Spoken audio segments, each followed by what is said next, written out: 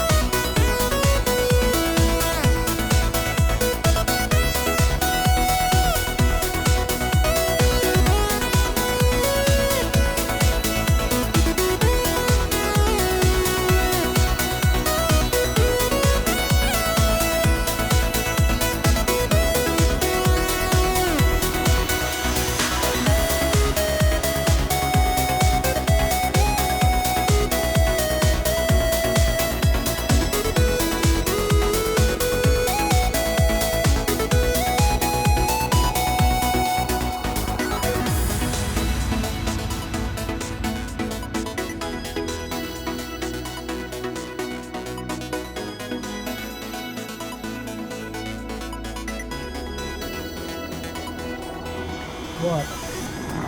We don't have time to catch fantastic food. I was hoping we could. That was my thought.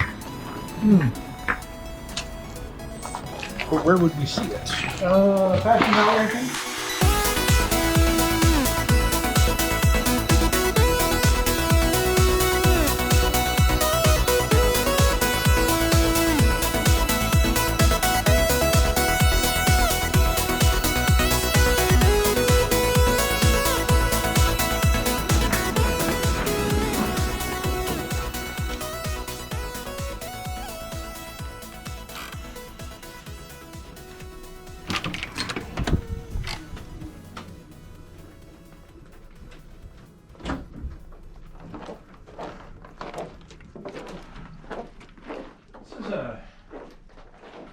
This is a nice room. Yeah, I'm starting to like it already. You must be very curious as to what's in this package. Yes. Is it something to do with me? No. Let's open it. Red bubble. Oh, it must be a t-shirt. That's exactly what it is. Do you want me to open it? Yes, because I'm holding a camera. Ah. All right. So we have a red bubble sticker. Splendid. And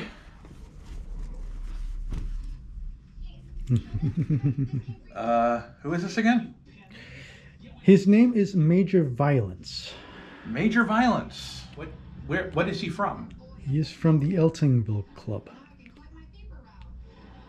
Show really made an impact on you, didn't it? Yeah, kind of bit. The only problem is I need to wash it. Welcome to Eltingville. We are the comic book and science fiction, horror, fantasy, and role-play club. Rated protectors, super collectors, the Eltingville Club, the Eltingville Club. Welcome to Eltingville. We'll spend most money on major violence, boogie, school, and ultra movie. There's nothing wrong with us. There's nothing wrong with us. The Eltingville Club, the Eltingville Club. Toys, cards, games, bottles, toys, cards, games, movies, toys, cards, games, sponsors, Eltingville Club.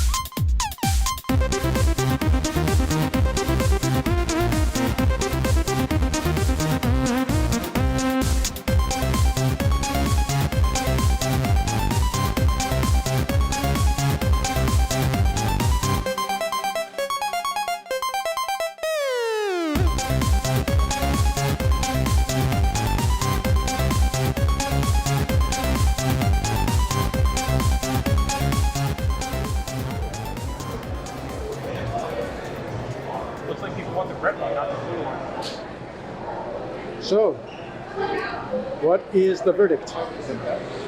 It's a very cherry slushy with a cute blinky sleeve on it. Okay, I can go for that. Very good for anyone who has a Pac-Man fever. Yeah.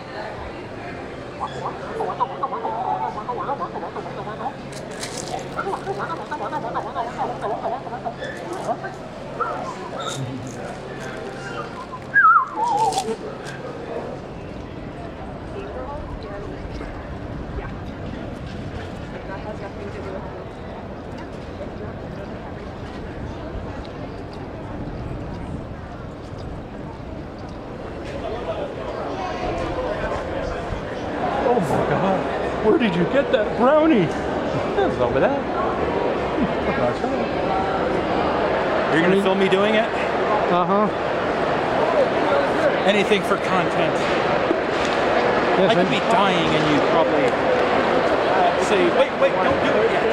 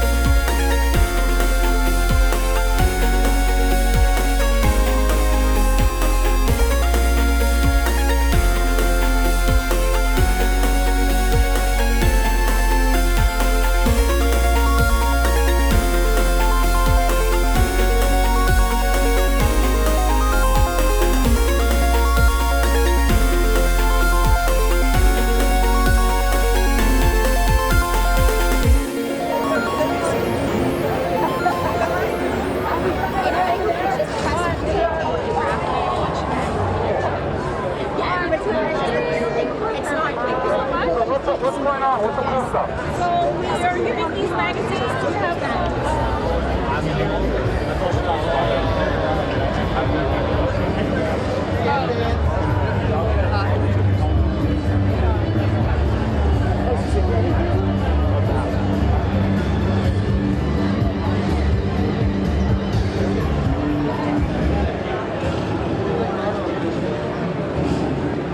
Deze is ook vet hoor. Die is allemaal jongen, die keer.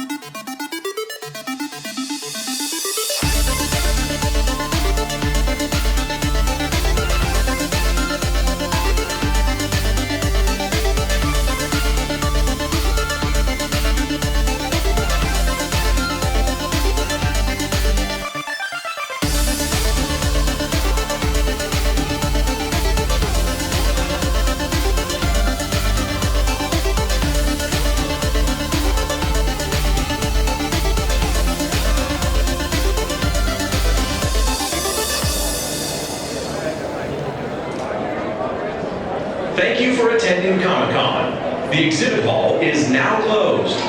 The exhibit hall will open again tomorrow at 9:30 a.m. Don't forget to check the programming schedule for exciting nighttime programs.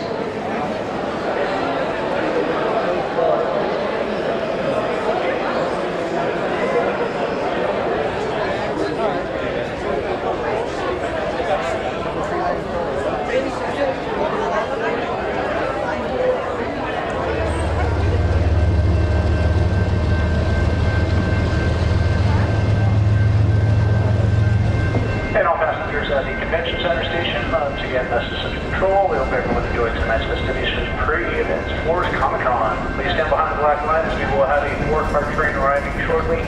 You can spread yourself down the platforms. Once again, we do have a 4-car train that'll be entering the station momentarily, surfacing up towards the Santa Fe Depot Station of Old Town. Mission Valley up to SDCC. Thank you.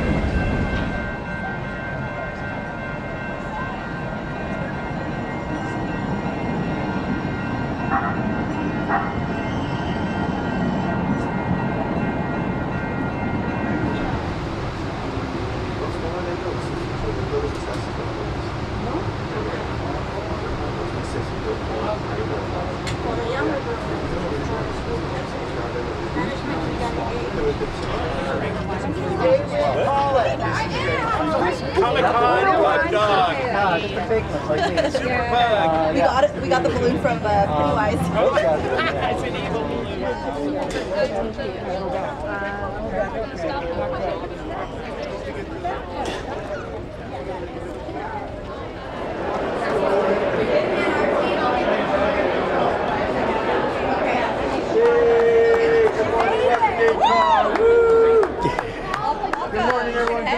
Thank you. Can we please get a round of applause for Gabriel Fluffy Iglesias and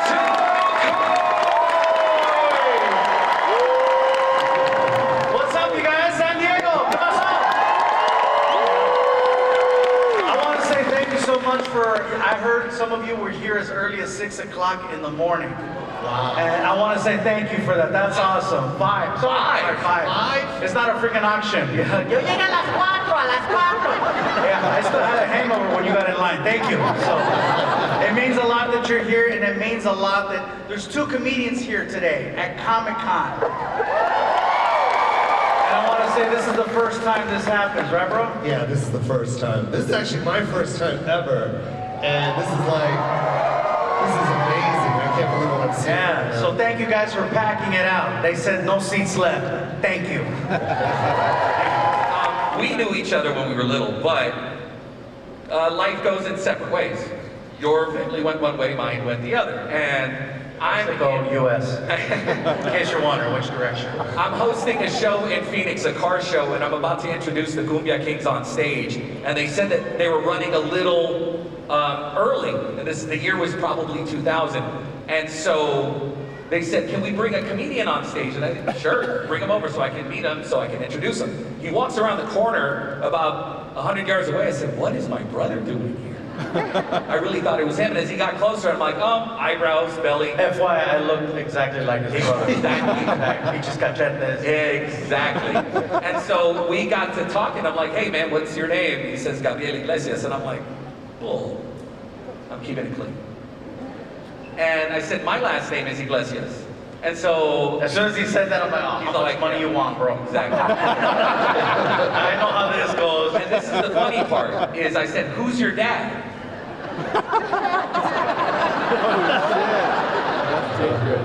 You know that generation. And he said, Jesus Iglesias. I said, well, that's my dad's name. Yes, both of our dads. Where's your dad from? Huachinango, Jalisco. I said, wait a second. That's where my dad's from. And so, just to be clear, there's a lot of Jesus Iglesias. That's very specific on the city, though. And you guys know Fluffy's dad, mariachi singer, right? So I asked him, I said, what does your dad do? He's like, oh yeah, he was in a mariachi. And I'm like, uh-oh. This is getting too crazy. Because his dad, also a mariachi. What? So yeah, we had about 10 minutes where we thought we were straight up brothers. Straight up. We thought our dad was hoeing out in Mexico. We hadn't seen each other for 15 years. Just like the first time. Exactly.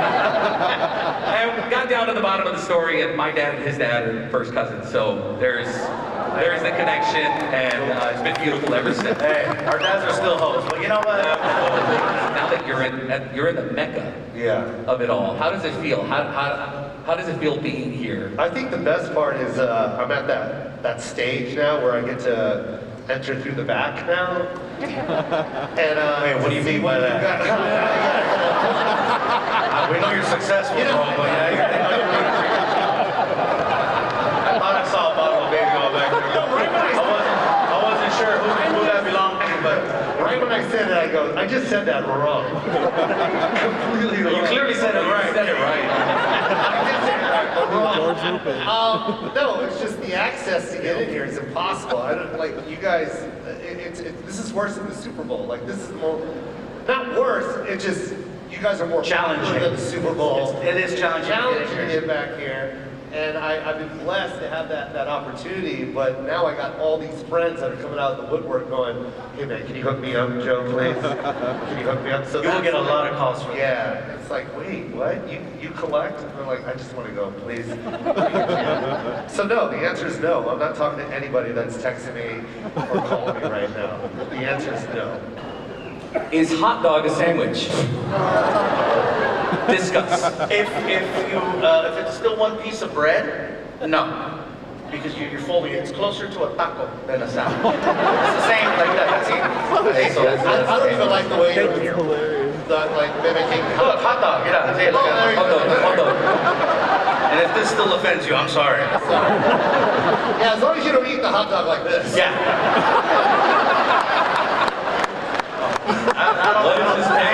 That's why I never eat my hot dogs in public, and if I do, I just eat it from the middle. Yeah. From the middle. Like it's elote. No eye contact. Yeah, don't ever make eye contact, otherwise that's it. It's opening the door for problems. I would love to see someone eat their hot dog from the middle. We'll go in the back. We taking some selfies with the crowd? Yeah, we got to. Would you guys mind if we took a picture of you? Can you do us a favor? Everyone here, you guys waited in line to be here. We want to make this a great memory. Turn on your flashlights and name them up here. Yes. We're gonna take an awesome photo. Look at that. Look at that. Oh. Yeah. Look at that. Hall H has never looked this beautiful. Oh. All right. Now hold on. Before he hits record. I already did. If you're here today with someone you're not supposed to be here with, this is your opportunity to move or cover your face. Yeah, exactly. We're not Coldplay, just so you know. Yeah. And we're also asking for your consent. We're asking for your consent. Let's San Diego Comic-Con, thank you so much. Gabriel Iglesias. Let's take a picture with Gino. Let's take a picture. Make some noise.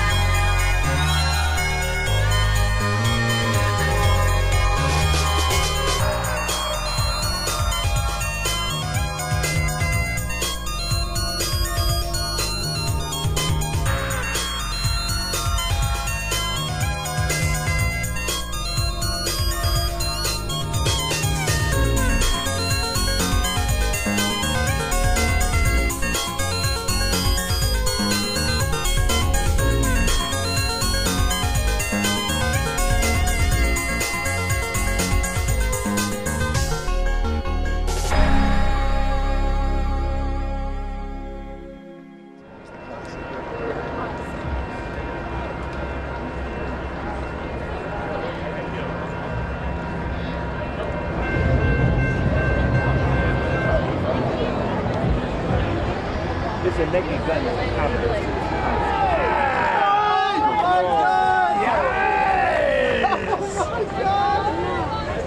It looks so good! You're looking fantastic! Oh, you're looking more and more like Spike with each shot, man! That looks good, right? Now let's go! Cheer him on! Yeah! One hell of a... Now you gotta do a little puff. The final moment. The final puffs.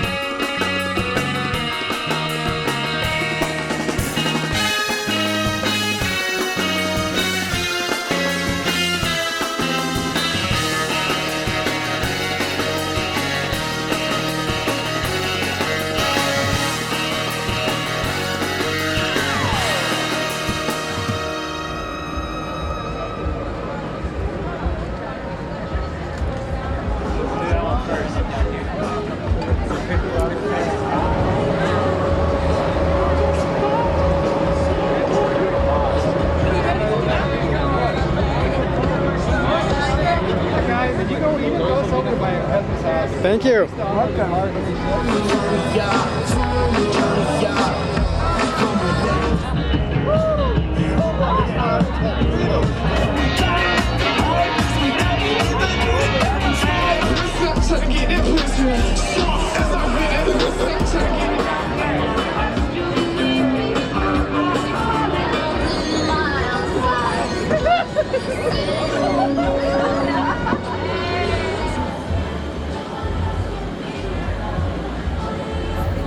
Already, you're all set.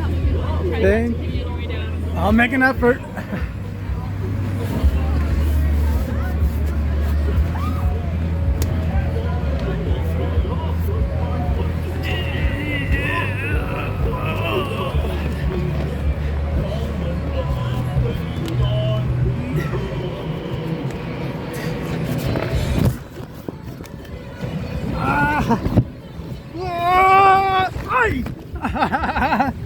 Thank you.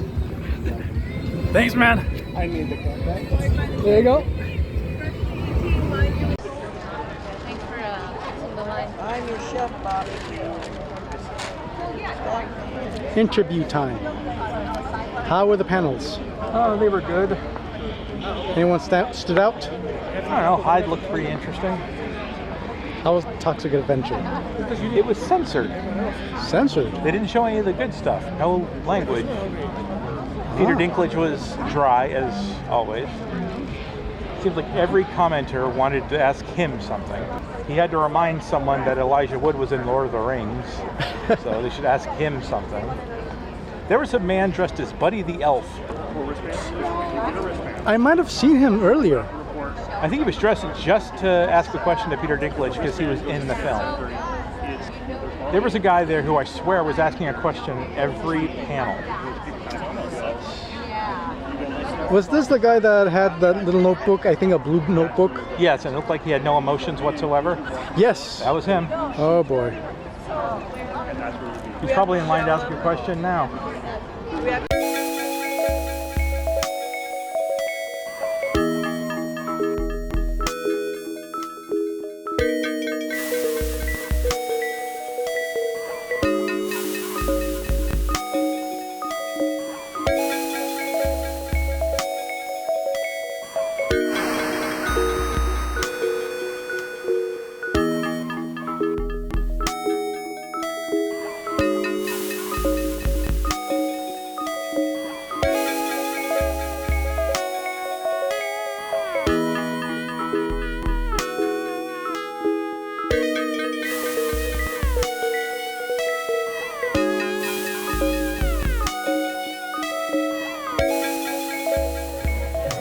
I'm looking at this and it looks like it's one of their special menus for the con.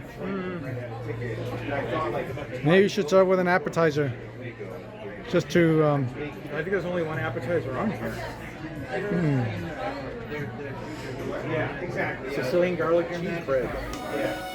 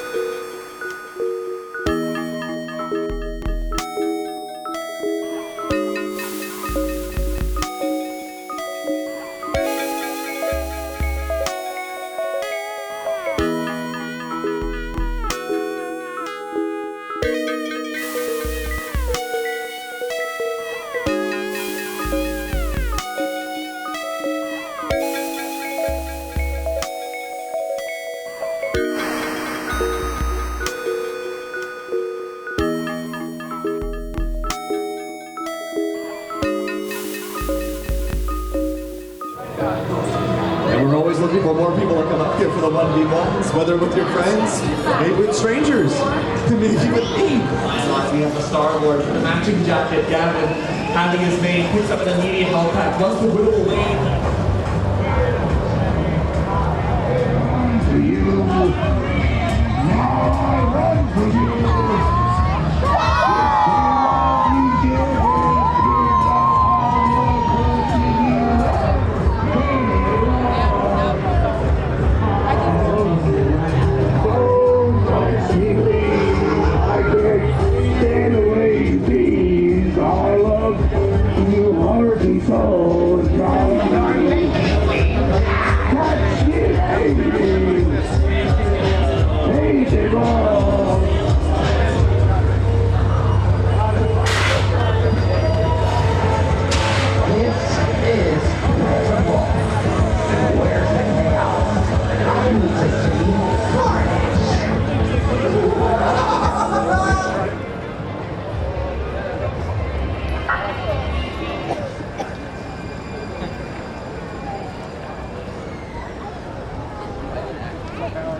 Near what?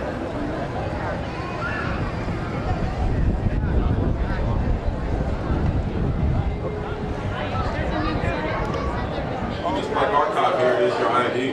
Thank you. At all times. All right, will do. Thanks.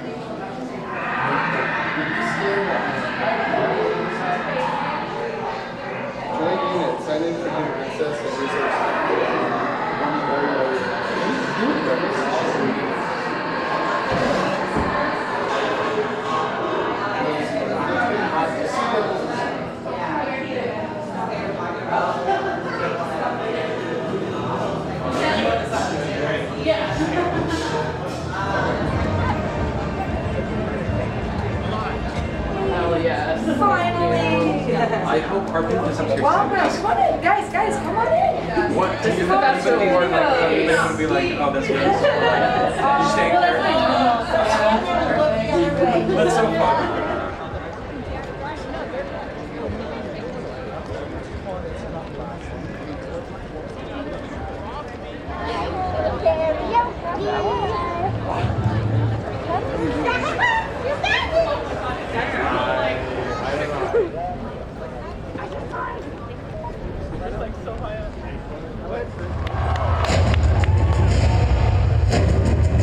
Tja, ons echt jouw jong, jouw zanger.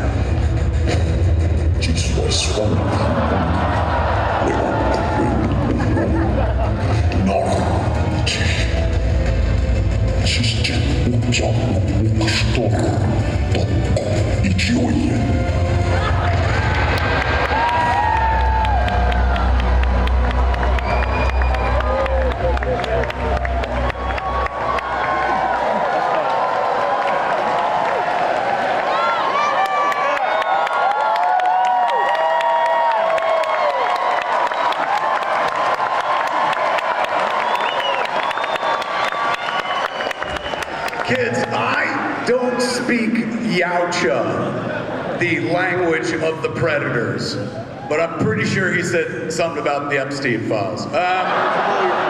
Completely new and fresh. And so at that point, was that, after the success of that, did they start going like, what about Killer of Killers? What about doing more? Did they try to keep you in Predator world? Yeah, it was when Prey came out and people dug it, started to realize, oh no, I've got to like figure out if I'm going to make more of these. And I think sometimes when you make a sequel, sometimes the sequel is just the part 2 of the cool thing, not a cool thing in and of itself.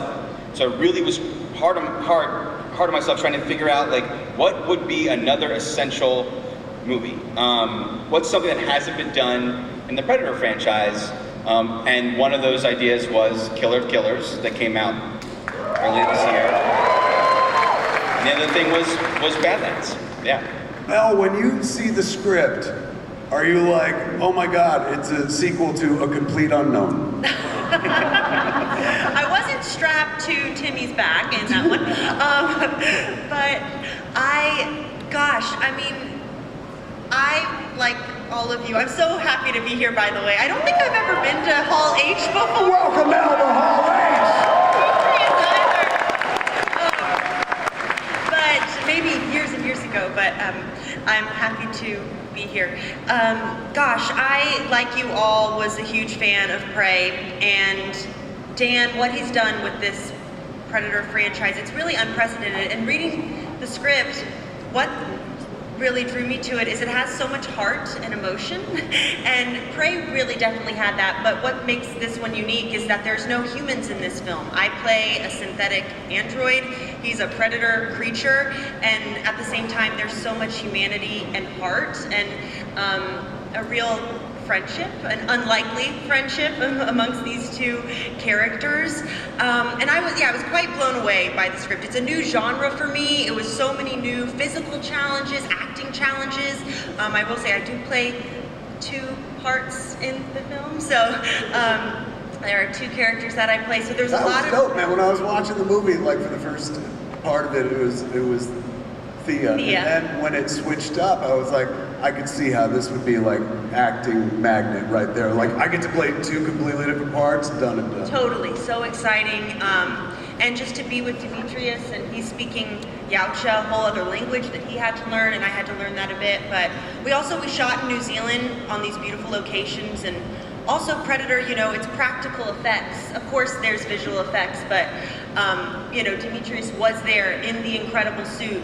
So you get to, it's not like you're acting against a tennis ball, and we are on these locations, and I was really strapped to his back for hours and hours and flying through the air as a backpack and strapped to, wires in rivers, and the wires were hooked up to trees and nature, and so the stunt team came up with all these different rigs that they'd never been done before, so there was a lot of firsts for me and for the whole crew. So I'm so thrilled, I can't wait for you guys to see it. Yeah, I feel great, It's being with everyone, like you guys are awesome, mate. Like the fans really make Comic-Con what it is. Seeing everyone in their costumes, everyone waiting in line so eagerly, and like the energy in this room is crazy. I love it. For me, if you guys who know me know I am a die-hard practical effects artist. I've been doing it for 46 years. It's a hill I'll die on and be buried under. But when I read the script, and Dan and I had some heart-to-hearts, and we did some tests and stuff, and I knew what he was looking for. And Stan Winston's words came back to me. He said, we do effects to serve the story and the director's vision. And I had to really think hard about whether or not an animatronic could do exactly what I was reading.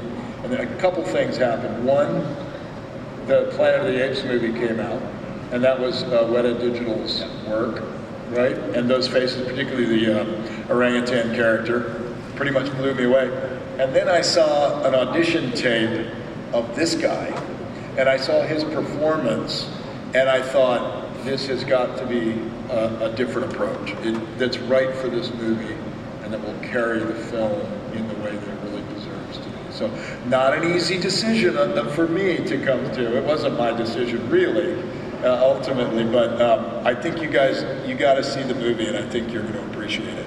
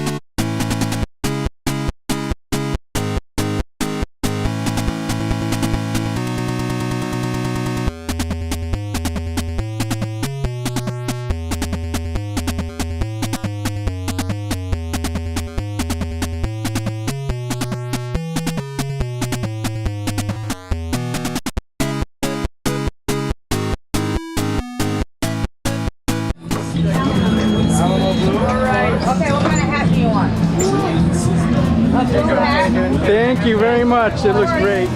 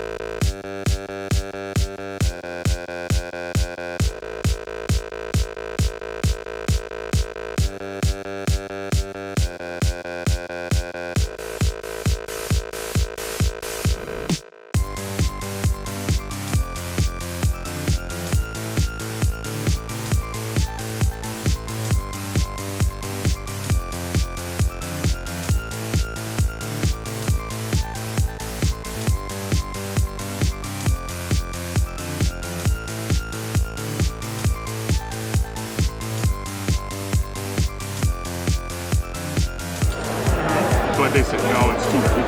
So, Do you know someone named Aaron Kaiser?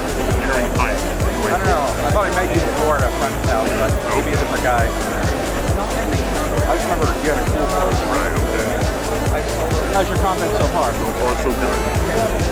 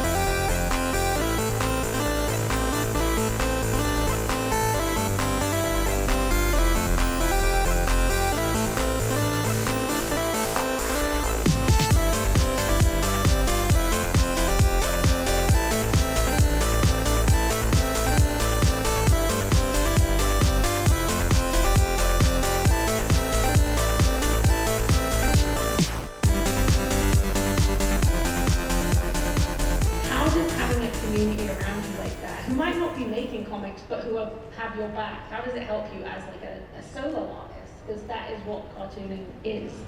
I really just love corralling my friends together and giving us like a safer environment to be in. Like Torta was at a really like terrible job that was ultimately killing her. And I was like, you want to quit your job and make comics together? You know, some days are a little tight from doing that, but at the same time, like we were able to create something so beautiful. And I am a control freak.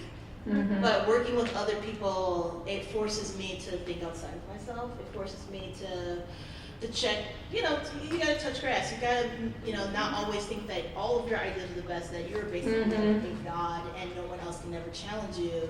And so me and Torta speak a similar comics language together. How do you build and find community, especially right now when that community is literally saving our lives? Like us being in community with each other and doing mutual aid and, you know, doing patrols against ICE and stuff, that kind of stuff comes so from that punk ethos of we're outside, no one's going to look after us, let's do it ourselves. What would you say to anyone here who wants to find that for themselves? I always say this, but it's really simple. Like, it doesn't matter what you look like. You know, it doesn't even matter if it's like the ethos, right? Be kind.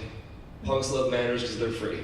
It's really easy. Like, you know, say please and thank you, hold the door.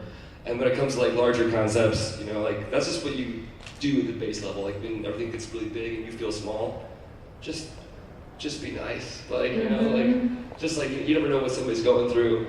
You never know who could pull you up when you're down. You know, it's just like it's so easy to do. It's so exhausting being a fucking dick. You know, like. But like also like getting involved. A lot of punks that I kind of that were in the scene at times are kind of like problematic, or you know sometimes are too cool for school or too cool for empathy, or you know very gatekeeping type attitudes sometimes. You know, not every subculture is perfect. You know, there's right. But I would say just be open and getting involved with as many things as you can, and then coming up with ideas on how to like you know raise mutual aid or support people in your community on your own. Like just you know DIY, right? Do it yourself. Like. Whether it's like doing like clothes drives or like little like swap meets or like you know like we do stuff at the bar all the time that we like raise funds for a bunch of different great organizations. And then the other thing I would say is just like keep your heart open and never fucking grow up. Yeah, that's what I'm saying. Never grow up. Like just, so the most one I'm excited to play first is one that I just wrote like a week ago. So this is gonna be interesting. Tried to change my faces like the phases of the moon. All dressed up, nowhere to go, singing lullabies in padded room. Songs of resistance, rebellion through persistence. Try to bring some light to existence in this dark tomb. In this dark tomb. Oh. I was born in the black of winter, burning right stuff, burning bitter. Like a cataclysmic comet, but a starry over. Never wait to be here, choking on this atmosphere. 2000 light is away, but always shining through. We all burn out being you. We all burn out being you. Let's hear it for joy. Cosmic every permanent, I've got all the noise behind pain. The wreck that's headed to joy. Coming rising fists when they try to take it from you. That's when you find joy in throwing all those bricks. Why don't you grow up being difficult all the time? Complacency is your privilege, so just fall in love, fall in line, but you'll never be truly welcomed. Have to kill what lives inside, rather die being true to myself than hating a stranger, living a lie. Stay out of step, there ain't no crime. Stay out of step, let's hear it for joy. Cosmic captain permanent, block out all the noise, blended in and behind all the red. Let's hand it to joy. Becoming a rising fist when they try to it from you. That's when you find joy in throwing all them bricks. Let's fight for our joy, crashing like an asteroid. Try to bring some sunshine to the void. Let's hear it for joy. Becoming rising fist. Let's hear it for joy. Becoming rising fist. Let's hear it for joy. Becoming rising fist. When they try to take it from you, that's when you find joy in throwing all those bricks.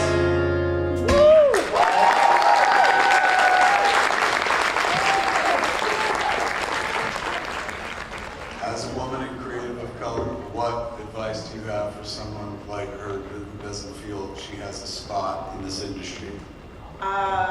Take up space as much as possible. Like, you may think that you don't have a spot. You do have a spot. Yeah, but you absolutely do. Yeah. Somebody is waiting.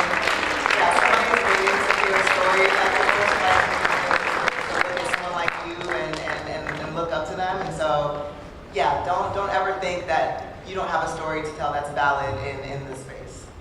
I mean, I will just say, just from doing Master of the Universe, which I was lucky enough to get to do with these two guys right here, and voicing Andra, and just getting to be at conventions and doing this character that was a black character, and people come up to me at conventions and are like, I didn't get to see a character like this. And even for me growing up, I remember seeing Storm for the first time and being like, there's a character that looks like me. And I was so excited, and now getting to write a character like this, there are people out there, and we need to have more stories like that, and there is space, and there is more and more out there, so keep doing what you're doing, because there are so many people out there. And even at this convention alone, people coming up to me and being like, do more, we want more of it, so keep doing it, because there is space, and we're making more space for it, even just with all of us up here right now. You know, of course, there's characters like X-Wing 3, we have Spike, we have your beautiful design of Southern Gothic Rogue. I'm curious, what is your favorite character that you designed for the series? Well, obviously, Rogue was the big one. Once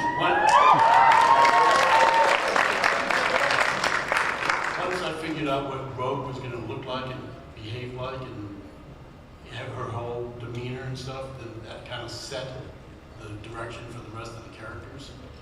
And from there, you know, probably my favorites were her, Wanda, Boom Boom, any of the ones that were outside of the usual, you know, the norm. Anyone that was completely different. So that's where we were headed with it. To do something absolutely uncanny and incredible. And you were featured in Marvel's What If. Yes! This is a version that we haven't really seen in the MCU before, so this is technically, you're the premiere of Storm in the MCU. Yeah! How was this experience for you? Amazing. So let me put it in context.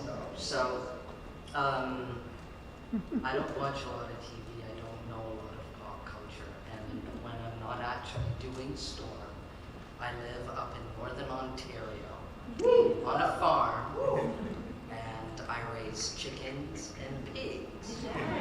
And I don't work very often. My agent knows that chances are, if she calls me up with an audition or some work, chances are I'm going to say no, because it's harvest time, or it's seeding time, or it's some kind of time.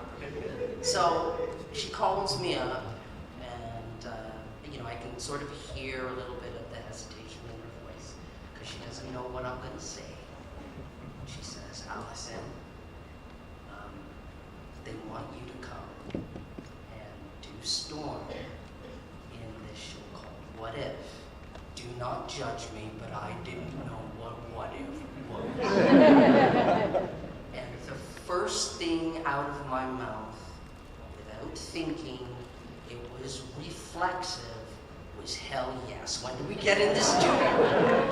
Because I will play this amazing mutant any chance that I get.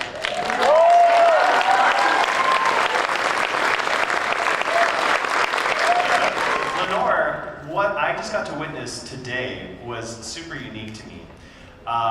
We ran into each other at the Hasbro booth, and you were talking with the creators that make the action figures, they do the designs, they make the dioramas, they're so passionate, and they got to meet you, and their faces lit up so bright that they got a chance to speak with you, and then gift you the new Savage Land Rogue action figure. So I'm just curious, what is it like interacting with professionals that have been doing this for so long, and they just get so excited just to meet the voice of Rogue?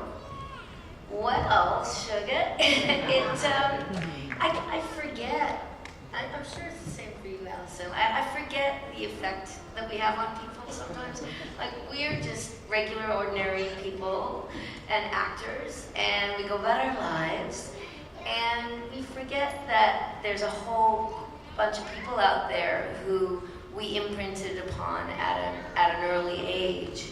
And so when I meet people who are creating incredible things for our characters now, I feel blessed that we're able to meet and to exchange our ideas and our passion and our joy in creating these characters and these stories for all of you, especially at a time when there's a lot of darkness in the world, a lot of sadness, a lot of grief, a lot of rage, a lot of revenge. And we touch upon all those things in our series, both back in the 90s and also X-Men 97. And so the arts are such a beautiful way to express these things and hold a mirror up to society so that we all get to see ourselves in that mirror and hopefully can come together to try and make the world a better place.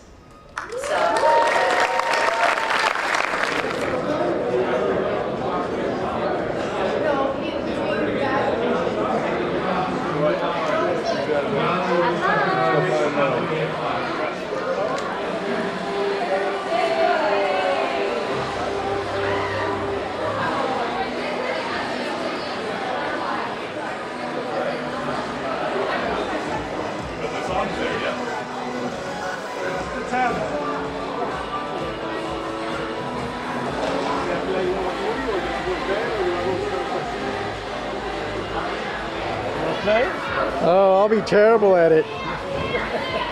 All right, I'll give it a shot.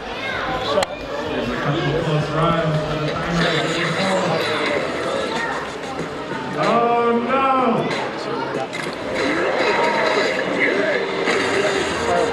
Down, forward, and punch. Down, forward, and punch. There you go. So that you use to keep me away, and then when I jump, the other one that you did, which is forward, down, forward, is the uppercut.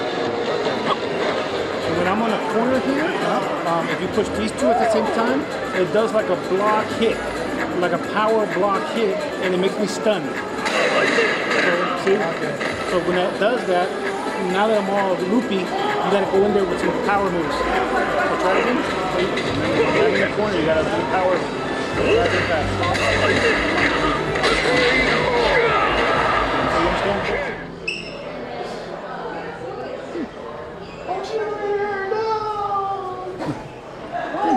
Okay.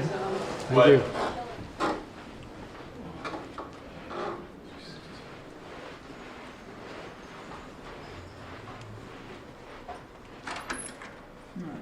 Awesome.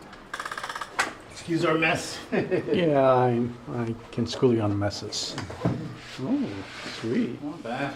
It's bad got deal. the fold-out single bed, got the king, and then of course the view. piece de la resistance.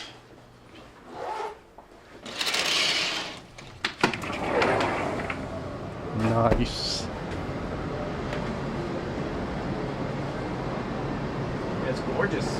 It is gorgeous. The smell, the sound, the view. Hustle and bustle city. Yeah, you sure know how to live. We're here for a good time, not a long time. Enjoy it. Right. Enjoy.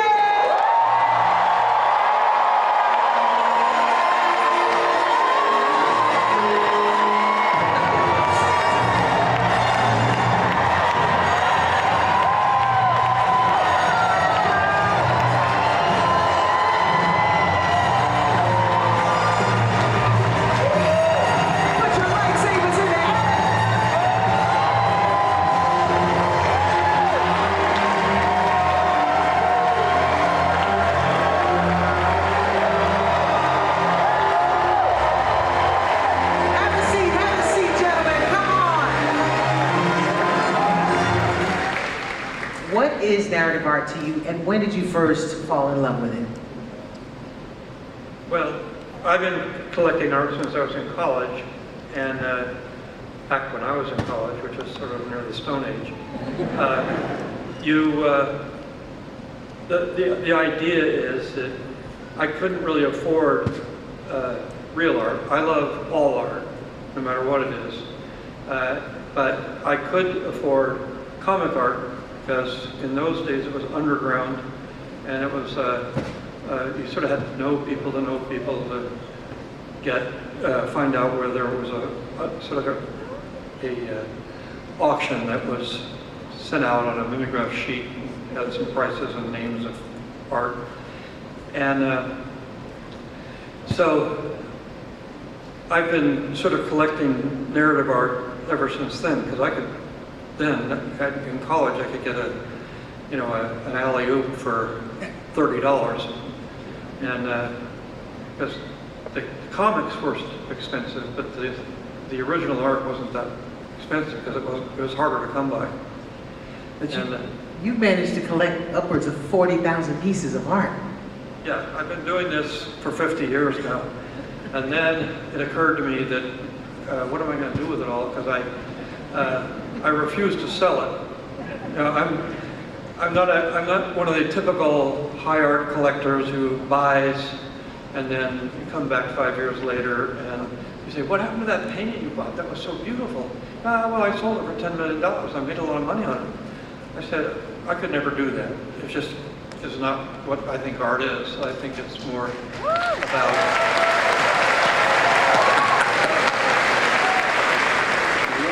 art. I didn't go to art school, I'm self-taught, but I started to really find as many magazines as possible, and I honed my craft as best as I could. And I thought I was pretty competent, but then I started working with George. Honestly, that's when I realized I know nothing about design and art, narrative design and art. I know about industrial design, I could do product designs, I could do cool spaceships, but that's not what narrative art is. Narrative art is driven by story. Story comes first, the art comes second. And it was one of the biggest lessons that I learned because, as you'll see in some of my early art on the prequels, they weren't very successful because I was designing in isolation without context, and part of it was because I didn't know what the story was. But the designs were always kind of presented as, these are kind of individual items. And I was forgetting about the connection of how those designs fit into the overall picture of the story. Later on, you'll see that I slowly started to evolve because I started to take lessons from George where I learned, no, those designs need history, they need context, and they need to fit within the scenes. So I started to present designs within the context of a scene.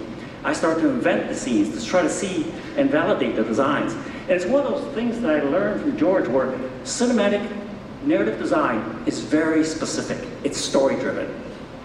But the most important thing right now, and the reason why we most defend this as an individual expression, is because there is one of the other things that I find oppressive is people saying you can do art with an ad, and I'm sorry you can't. It's like you cannot just press a button and get to the middle, because then you will not know the beginning or the end of that idea for yourself. And when people say to you that, they're saying, art is not that important, but it is. It is. And I think the way he's talking about art and narrative is the difference between eye candy and eye protein. Eye candy is an ornament, eye protein is nutritive. It's a story. And that's the difference. And the difference is personality, knowledge, and emotion. Those are the three things that need to exist, and I'm sorry, they don't come in a fucking ad. Thank you so much for having us today. Thank you, ladies and gentlemen. Put your hands together one more time. For Pac-Man,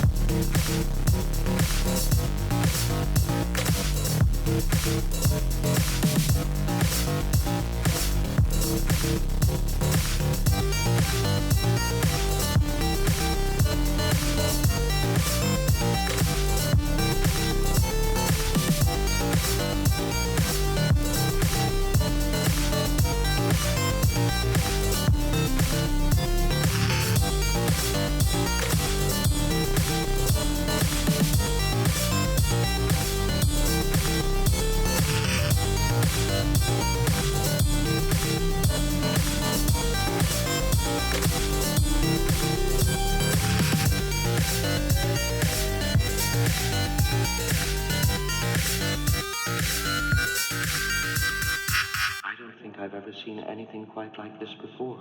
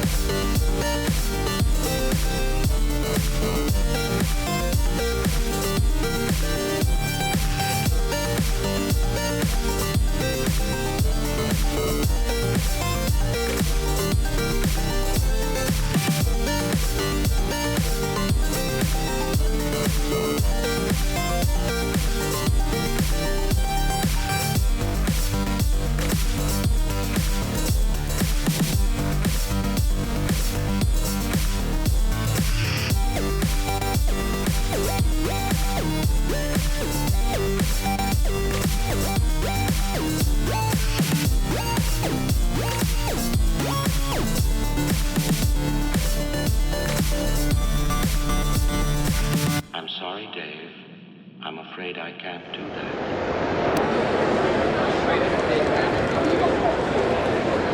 It's a beautiful poster. Dude, thank you so much, man. I really appreciate it. I literally did this on Monday and Tuesday of this week. Oh, wow. Yeah, so I was moving. It's like 17 hours Monday, 15 hours Tuesday. I sent it to my printer, picked it up on Wednesday afternoon, took it straight to the con. So, nice. Well, it's a very good job. Thank you very much. Thank you.